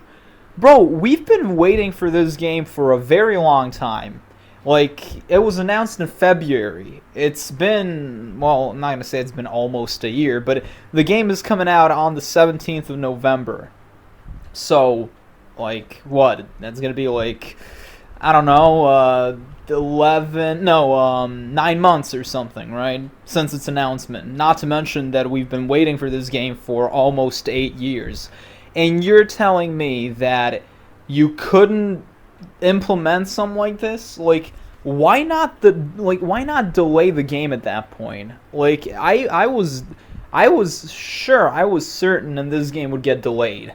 With the lack of news, with the horrible marketing, I was like, no way, this game is definitely getting delayed. But no, it's not. And now, as a result, apparently, this happens. Now, this is counterproductive in many ways, but I don't really think I even need to say that because, bro, if you're trying to cater, if you're trying to appeal to an audience, doesn't matter if it's competitive players, players who are like veterans, players who have experience with the Storm series, or new players, this affects everyone adversely. So, most people who play a fighting game will want to play with people they know, with friends. Doesn't matter if this is their first Storm game, doesn't matter if they're like professional Storm players, they will want to play with people they know, with people people they're friends with. But now they can't do that, and it wasn't even specified how long we would have to wait for this to be implemented. And I'm like, bro, this is simply unacceptable in 2023. Oh, and apparently we're not going to be getting rollback netcode, so I'm expecting the netcode to be as bad as it, worse than ever, basically. And I'm just really depressed about that. We also haven't gotten a PC release date. It says TBA, like to be announced. I'm a PC player, so, I'm going to have to wait. I don't know how long, but it's going to be a little frustrating, not going to lie. But hopefully when the game drops on PC, it will have this implemented, day one. So I'm seriously hoping. Now, I know that I keep ranting about the people in the Storm community and how it's a horrible community, how it's toxic, how the famous YouTubers in the community who are like the face of the community, they're kind of not very professional. I keep saying how the modders are very out of touch and stuff like that. The community is full of very toxic people, and you'll often see me bashing the Storm community as a whole. However, there is one thing I dislike more than... it's not that I dislike the Storm community. You have some really good people who actually want to better the game, obviously. You have a lot of these people. But, the thing I hate more than these toxic people in the community are people who are not a part of the Storm community, yet they really hate Storm. And it's not that, oh, I hate you because you hate one of my favorite games. Of course, Storm is very broken in a lot of ways, and it's kind of a meme in terms of support, in terms of balance. They are trying to make amends. They are trying to, it is shaping up to be a better game now. But, provided that, certain characters are nerfed, like Tayuya and Kaguya and all that. But, I keep seeing these comments under every video, mostly videos by, IGN or PlayStation or Bandai, when these companies make videos, like trailers, right? And every comment says the same exact thing that drives me absolutely crazy. It's like, oh man, when is Naruto gonna get the fighters treatment? We need a Naruto fighters. We need a 2D Naruto fighting game. A 2D Naruto fighting game. Oh my god, we need 2D. Or we need an RPG Naruto game. I don't like fighting games. I'm sick of fighting games. Or they say stuff like, we need character creation. We need character creation. We need... Oh man, I've already made a video ranting about people who want RPG Naruto games and character creation. 99% of the games out there that have character creation suck ass. Not the games, but the character creation. You don't have a lot of options. Look at Naruto Shinobi Striker. You can change your skin color. You have different types of different hairstyles, eyes. You can put different vests and costumes and pick a different clan, but why? Why is this so appealing to people? I would understand if this was a game Soul Calibur, even then, I don't understand the appeal of character creation in general, unless it's an RPG game that's Elden Ring or something, where you really don't have a main character unless you make it, unless you make one. But it's why would you want your own character in an anime game where you have tons of amazing characters to pick from? Why would I want to play some random character that I created when I can play as, I don't know, Toneri, Sasuke, Ishiki, whatever? Why? What's the point? And another thing, how do you expect this to work? You do realize that every character you create will have the same exact combos. Like in Shinobi Striker, the only difference I see is like these characters, they have the same voice lines. Like you pick certain jutsus, the combos are mostly the same. Like, do you see? How do you expect that to work? You think you'll have your own, you can design your own combos, your own hits? You think you can design your own cinematic finishers, your own grabs, your own ultimates? No, you would have like maybe 5 random ultimates and 5 different grabs to choose from and 5 different like jutsus, and that's it. Like, do you understand what I'm trying to say here? Like, you cannot make your own character unless you're a developer. It will all be the same. Like, you think you can just make, oh, now I'm gonna give my character a universal pull, and then after that he'll do an almighty push, and after that he'll do a Chidori Nagashi? No, that's not how it works, bro. Like, you're not gonna be able to do that. You're just gonna have random hits, punches and kicks for every character, and it's all gonna be the same. I think character creation is a complete meme. RPG anime games are also a meme. When you have a battle shonen, like a battle shonen anime, you want a battle shonen game, a fighting game, because it's all about fighting.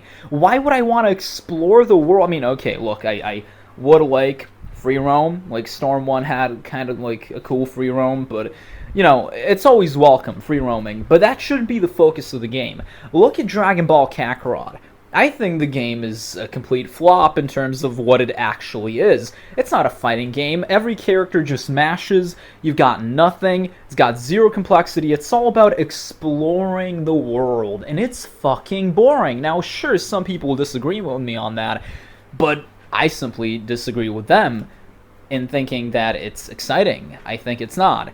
So, that's one thing that's always pissed me off. Like, RPG Naruto games, I'm tired of fighting games. Bro, what fighting games? We don't get anime games in general. We only get mobile games, and it's because of people like you. Like, we need console games, fighting games, and every time we actually do get a fighting game, like an anime fighting game for consoles, it's always horrible. Look at One Punch Man, look at like Jump Force, look at Shinobi Striker, which isn't even a fighting game really, but like it's always bad.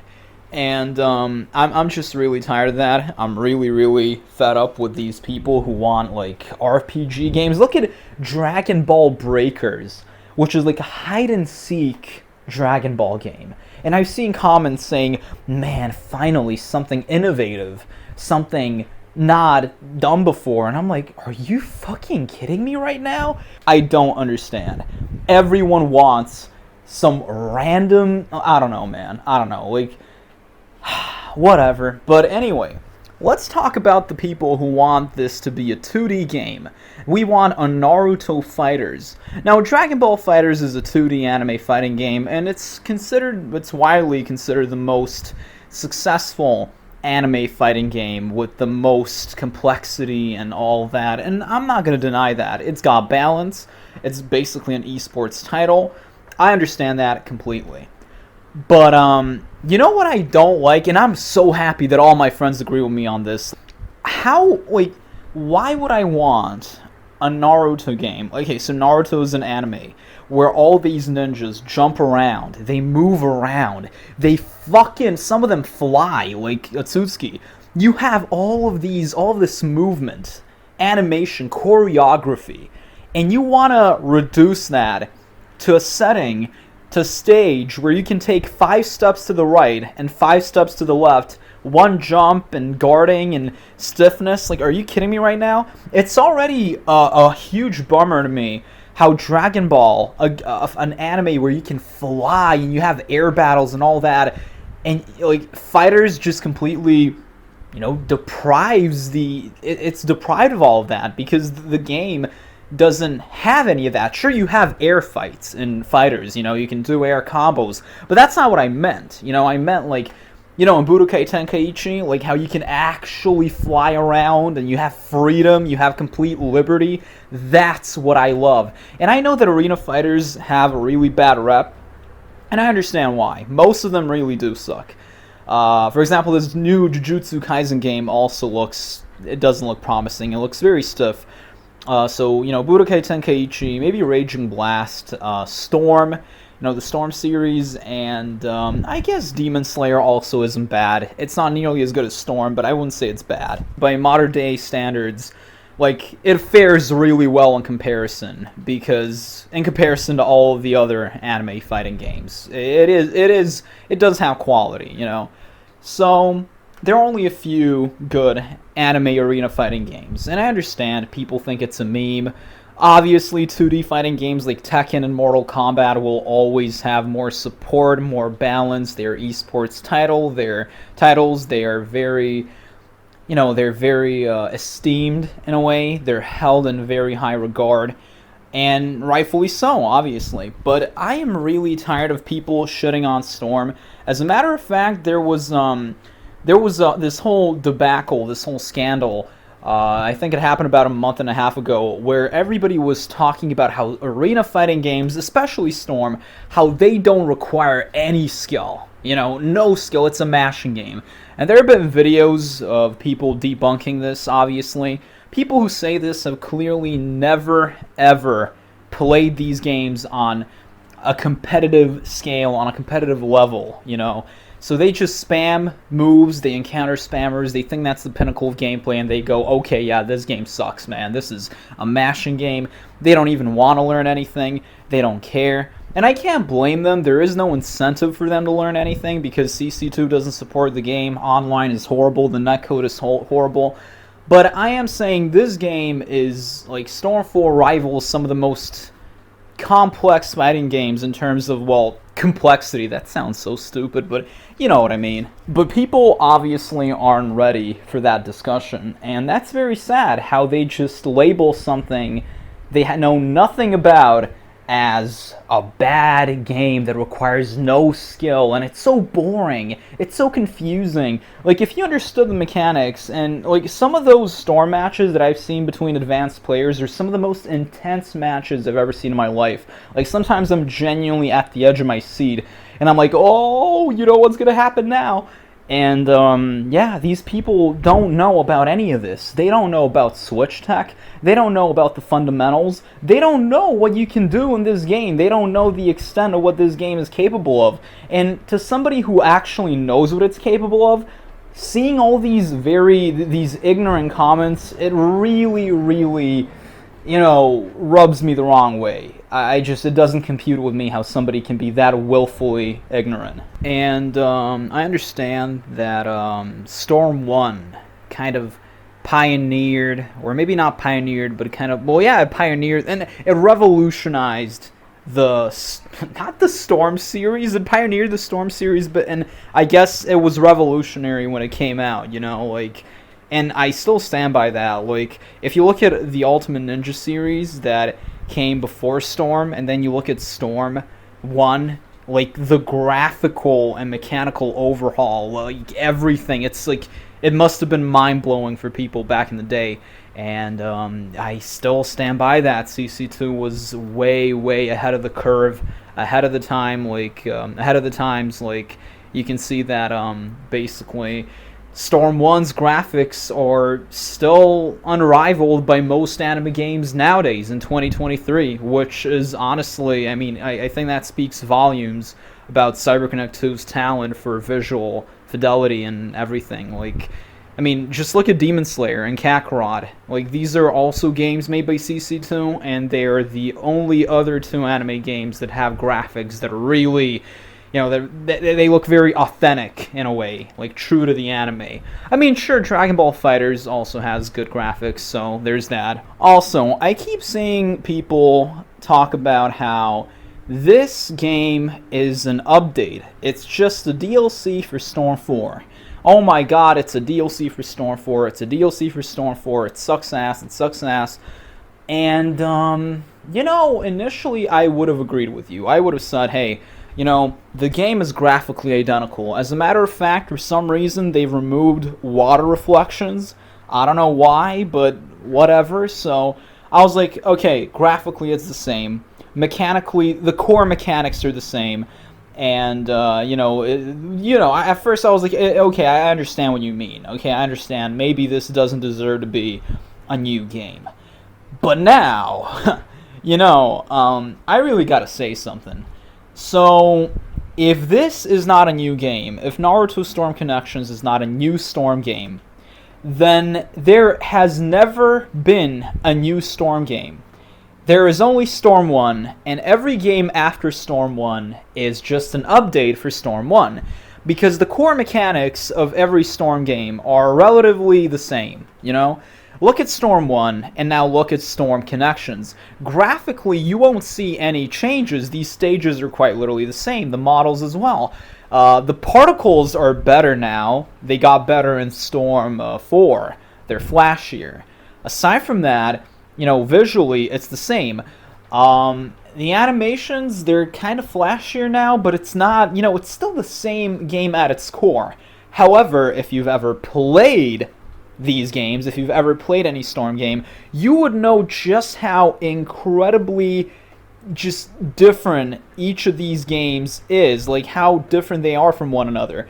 People really love to talk about Storm 1, and I keep seeing these ignorant comments talking about how Storm 1 is still the best Storm game. Bro, I swear to God, Storm 1. I remember seeing so many Storm 1 clips because I was like, my first game was Storm 3, and I really, really wanted to play Storm 1 because I kept seeing all these videos, and there was a lot more detail. You had wall running, jutsu clashes, all these things, like a lot of attention to detail and all this. And I was like, man, these ultimates, they're so amazing, they're so long. Man, this game looks so nice, and I'm like, bro, I want to play this. And then we got Storm, was it Trilogy or Legacy? And Storm 1 was ported to PC, and I finally got to play it, and oh my god. Bro, the game that I can say without a shadow of a doubt, Storm 1 is the worst Storm game ever. And I don't mean just mechanically. Mechanically, it is absolutely the worst. No other Storm game comes close. It is so stiff, it is so janky. You don't have subs, it's kind of random. Jutsu clashes happen all the time, and you can kill your controller. This isn't good for online play. Wall running is completely glitchy, and that also would not work for online play. And you have all of these things, like shuriken can interrupt your dash or something. All of these things were just, whoa, what the fuck, man? This game fucking sucks in terms of, like, mechanics, right? And I know, because my first game was Storm 3, and back then, it was the best game ever. But now when I go back to Storm 3, I realize just how slow it was. It was so heavy and slow, and I'm like, how did I play this? Like, it's so slow compared to, like, Revolution and Storm 4. And then I go back to Revolution, and I see how much better Storm 4 is. And I think this applies to every Storm game. Every Storm game is a step up from the previous Storm game in some ways, because sometimes they really remove some stupid things, like they remove some amazing things like psi combos and all that. So it's like 2 steps forward. I mean, 1 step forward, 2 steps back. But in terms of like speed and all that, like you can definitely see that there is a difference.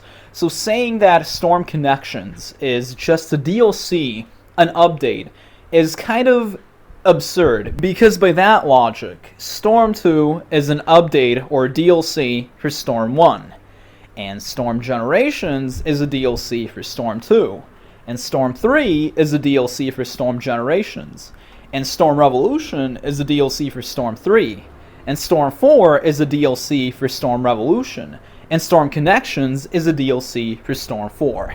And what all these have in common is that they are basically all DLCs for Storm 1, But it's not exactly like that. These mechanical changes are too vast for this to be considered, just an update. Storm Connection has introduced so many changes. I think it might just have the most radical changes we've ever seen in a Storm game. But people who have zero experience or very little experience with the Storm series will say, oh, this is the same game. It plays the same. It's the same game. But it actually isn't. And believe me, competitive players, and not even competitive players, anyone who plays this game, who played Storm 4, will tell you that there are a lot of differences between Storm 4 and Storm Connections. And this applies to every Storm game. So saying that it's just an update is completely ludicrous to me. I just can't fathom that. Because if you're going to deal in absolutes and extremes, then it's either every Storm game is just a DLC for Storm 1, or Storm Connections is a new game, and every Storm game is a new game, you know? So, really, it's something that always gets on, you know, it kind of grinds my gears, and it's just kind of ignorant, you know, saying this, and, you know, I don't know, man. Also, regarding Storm 1, like I said, it's not just the mechanics. The story mode is probably the worst story mode out of all the Storm games, not counting Generations and Revolution because they're not canon, in a way. So, you didn't have Zabuza and Haku, they were unplayable, and there was no Zabuza and Haku arc. Hashirama and Tobirama weren't playable, we didn't have that, you know, fight. A lot of these things were missing, the Sound 4 were missing, we only got the Sound 4 in Storm 4 as a DLC. We had Kimimaro, and he wasn't fighting Lee in that forest during daytime. Instead, he was fighting him during the evening, you know, the evening forest stage. And the game was simply so lazy. The final fight between Naruto and Sasuke was also incredibly lazy. There were barely any cutscenes. It was just it was an all-around mid-game, and I feel like so many people cling onto it. They cling to the nostalgia, and I just think, you know, you gotta look at the facts. Like, I would be remiss not to mention these very apparent shortcomings and glaring omissions on CC2's end. So, all things considered, how do I feel about this game right now, as it is? Well, you know, when I first heard that the counters were infinite, and that they were kind of like Revolution, I was devastated. I couldn't believe it. And even now, I am not sure how I feel about it. I think, you know, counters, even Storm 4, are very annoying to deal with. But now, the fact that subs are so important, and the fact that, you know, you can get easily countered, it's really a lot to take in. And I still think that the least they could do is make them... is to limit the counters. I think it should be 3 per round, at least. At most. Like, I genuinely think it's insane to make counters infinite. I understand that counters are now, like, your only means of defense, because this is a very offensive game. But, I don't really know, man. I am not a fan of the counter thing. I still, even though I've seen some gameplay, it doesn't seem as bad.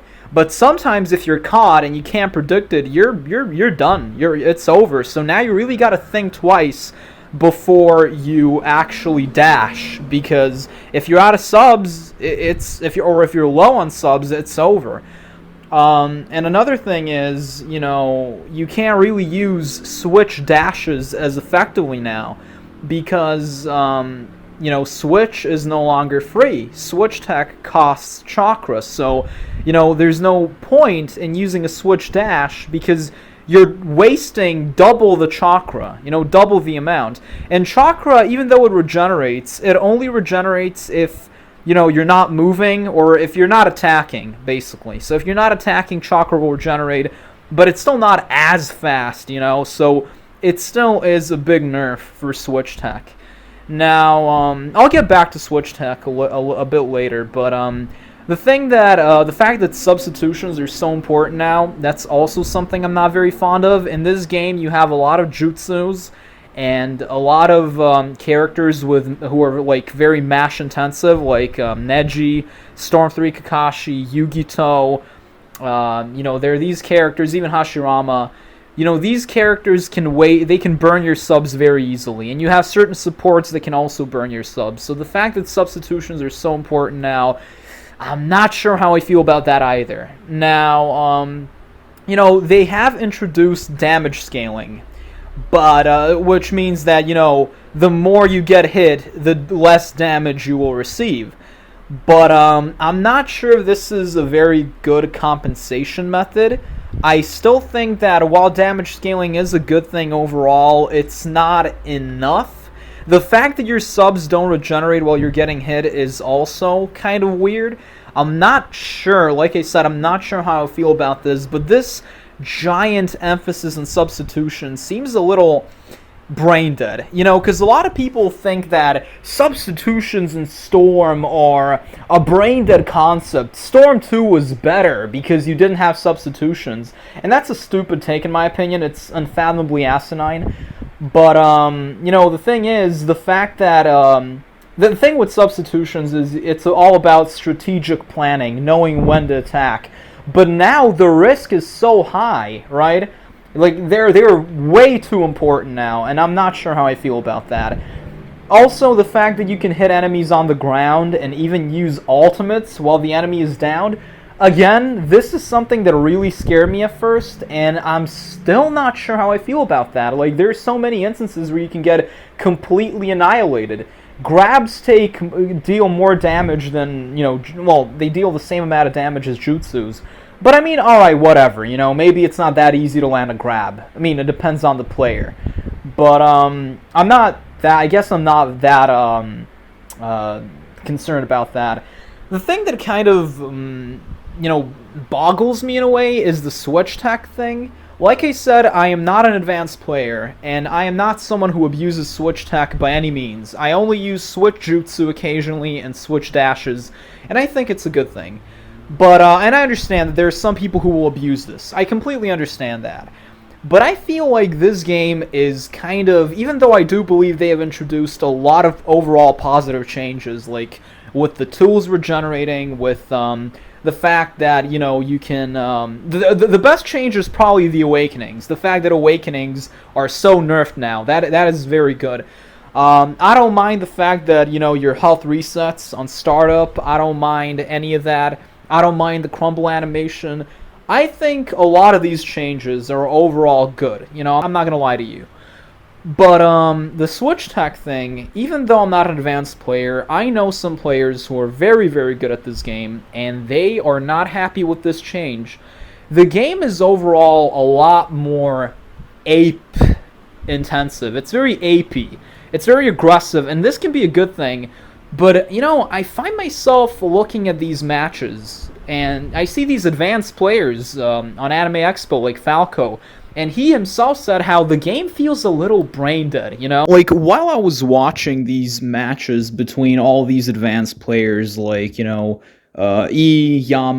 Geza, Yukino, Donidano, all that, the matches were definitely enjoyable, but I couldn't help but feel like something was, I don't want to say lacking, but I felt like it wasn't intense enough, and I don't know, maybe it was because of the setting, because it was like IRL, it wasn't online, so, maybe it wasn't supposed to be that intense. Maybe it's because of the 60 FPS and these flashy jutsus that make it kind of hard to follow, but I think that the main thing is that I felt like I was seeing a lot more jutsus being used and a lot more supports being summoned than I did see switching, and that was the thing that kind of, like, got me thinking, what if we're going back to Storm Revolution? What if we're just going to be spamming supports now? Not that they were spamming supports, of course, but I'm just saying I felt like that was more, like that was the focal point. But then I saw some later matches, and I saw that the players who were playing were actually switching a lot more. So I guess it was just my initial impression and my, skeptical, pessimistic ass constantly going, oh yeah, this is something is off. I always do that. I really want to avoid repetition at all costs, but unfortunately this video is structured in a horrible way because I recorded parts of the audio in June and even before then, and I'm just really sorry about that. So some of my aforementioned statements I don't feel as strongly about them as I did. Now, my main concern, I know it sounds like I'm lamenting the loss of, free switch tech and all that, but really, I don't think it's that abysmal. I'm just worried that it might that this, removing free switch tech might make it more difficult to deal with characters such as Tayuya, Kaguya, these meta S tier characters. So that's my main concern here. That's the only reason why I'm so, kind of apprehensive about them removing free switch tech. I'm not trying to advocate for this because I want to abuse it or anything. Like I said, I simply feel like I hope they nerfed the S tiers, because if they removed free switch tech and they didn't nerf these S tier characters, I seriously doubt that fundamentals alone will be able to basically handle this, if you know what I mean. So yeah, because if you really think about it, Mr. E and Poison Akami, they've all played these demos, and on these demos you have Road to Boruto characters and Connections characters. Now, the thing with these characters is their mash is very mid, and Road to Boruto characters and Connections characters seem to be very balanced, if we, exclude Sasuke's second jutsu and Delta's awakening action. They are like C or B tier characters. But when you actually play the game online, when you play competitively, I am pretty sure you'll still see the same exact characters being used as always, which is like the meta, S tiers and A tiers. So, Danzo, Six Paths Madara, things like Yugito, Nagato, Pain, The Last Naruto and Sasuke, Sage Mode Hashirama, Storm 3 Kakashi, Neji, Tayuya, Kaguya. The only thing I guess is kind of nerfed is maybe Tamari and dash cuts, because, cover fire and dash cuts, they only activate when your support gauge, when your storm gauge is full, not when it's halfway there. And it only lasts for like 12 seconds and not 30 or whatever. So I guess Tamari might be nerfed and maybe dash cuts, but I sincerely doubt that characters that are very mash intensive like Neji, Nagato, Yugito, Storm 3 Kakashi, and characters like Danzo and all that, I highly doubt that they are nerfed. Kaguya and Tayuya, sometimes the fact that you have switch tech and the fact that it's free, it can really help you against these broken characters. But now it's going to be harder to deal with these characters, and I see a lot of people celebrating this, thinking that the game is now more fair, more competitive. But honestly, I don't know about that, Chief. But yeah, I seriously think that this game is I feel like it's become more simplified, more streamlined in a way. And I don't know if they did this to appeal to casuals, to like the majority of players. I've seen some comments that are kind of brain dead, saying things like, I hope that now everyone will be equal. And, they want noobs and casual players to have a fighting chance against veterans who have thousands of hours in the game. And I'm like, look, that if you want to be able to fight and win against a professional player when you only have like 10 hours in the game, that is bad game design. That's not how it should work, right? That's not how anything in life should work. If you're a professional artist or singer or something, you shouldn't be able to lose to somebody who literally just started doing that, right? And it's the same thing here. There should be a skill gap, obviously. And the fact that there is no skill gap, that could be indicative of there not being a good enough system, right? But I think I've rambled on for long enough. Initially, when I saw these changes, I was like, it's over. It's so over. But then I gave it some thought, and I was like, these changes are overall positive. I think they did a very good job with trying to balance the game. I can see they had that in mind. Now, I gotta apologize, because this video is kind of a clusterfuck, honestly. Not only is it incredibly long, but I started recording parts of the audio in June, and I was gonna upload this video during Anime Expo when we first got all those gameplay videos from Falco, but then I changed my mind. I was too lazy, actually. That's why I didn't upload the video then. And then we got more videos and more gameplay and more info. And in the end, this video ended up being like 2 hours long. And this is not counting the characters, the wish list. I'm going to make a separate video for that. And like I said, some of my statements, some of my assertions that I made previously about the counter, about switch tech, I gave myself time to digest everything, and now I'm a lot less pessimistic. I'm a lot more sanguine about the game. I think it's shaping up to be a really good game, possibly the best Storm game so far. I know that's like kind of a stretch, honestly, but So I do think that for all intents and purposes, this game is basically done. We've seen so many gameplay videos, we know so many things about the mechanics, and so many people have played it, they've shared their experience, and I think this is going to be a good game. I do think that from the bottom of my heart. I still think, all that stuff I said about the counter and switch tech, I do think that making switch tech cost Chakra, I still think it's at the expense of the game's complexity in a way, but I'm a lot less agitated by that. I don't think it's that big of an issue, honestly. The counter, I still stand by what I said. I do think it should be limited to three, at least to three shots, just like in Storm 4. And even that, I feel, would be a little lenient, honestly. Thing is, counters might not be that bad because the stuns in this game, they're not that long, they're very short. And I've seen some gameplay, and the counter doesn't seem to be all that foolproof. Sometimes it is, but sometimes there's this like the enemy gets knocked back or something when they dash you from the air, and I'm not sure. I'd have to play the game for myself to basically deduce whether or not this counter is as horrible as it seems. So yeah, but that aside, I do think this game has a lot more pros than cons. I think a lot of these things are amazing. The characters and their movesets are all amazing. I wish we got more characters, but that's another story for another time, so I'm not going to be talking about characters now.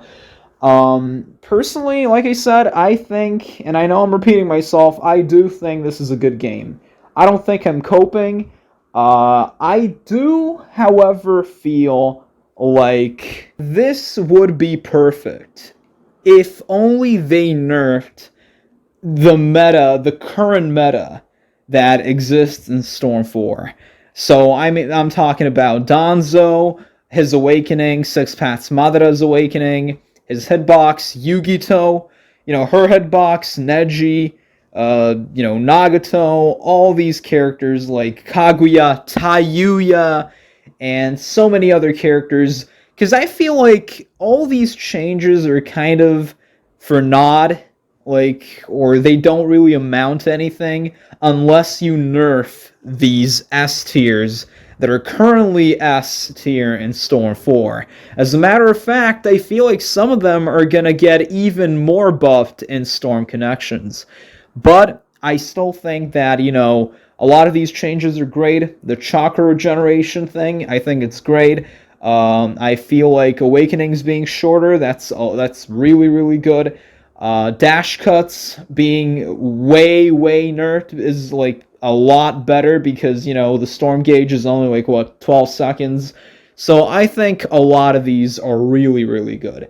A lot of these, like armor break, frames disappearing, all this stuff, it's amazing. And I feel like this should have been added ages ago, honestly. But yeah, I'm not gonna say I'm hyped for the game, but I am excited to play it. I do want to play something new after like almost 8 years of no new Naruto game. So yeah. Like I said, once again, I apologize for this mess that I made, because this whole video, I was like, oh, I hate counters, this is horrible, switch tech, it's horrible, but now, at the very end, I'm like, you know what, maybe it's not that bad, maybe it's not nearly as bad as I initially thought. So, yeah, but I do still stand by certain things. I hope that this game will be getting long-term support, like through patches and updates and all that, because we do know that we will be getting DLC packs. So maybe they will nerf counters and something like that. Or who knows, maybe they'll make it worse. But I'd rather not entertain prospects and ideas I'm not particularly fond of, so yeah. It was confirmed that we're getting 5 DLC characters, like 5 Season Pass DLC characters, and I think that's not enough. I don't think that's a sufficient amount, but hopefully there will be more Season Pass DLCs, and yeah, I will, like I said, I'm not going to be focusing on the characters right now, because I'm going to leave that for my next video. But, yeah. And, yeah, you guys tell me what you think in the comments below. Are you hyped for Storm Connections? Has it fulfilled your expectations? What exactly would you like to see, in this game, moving forward? I am very excited to see your feedback. And as always, people, see ya, peace out, and have an amazing day.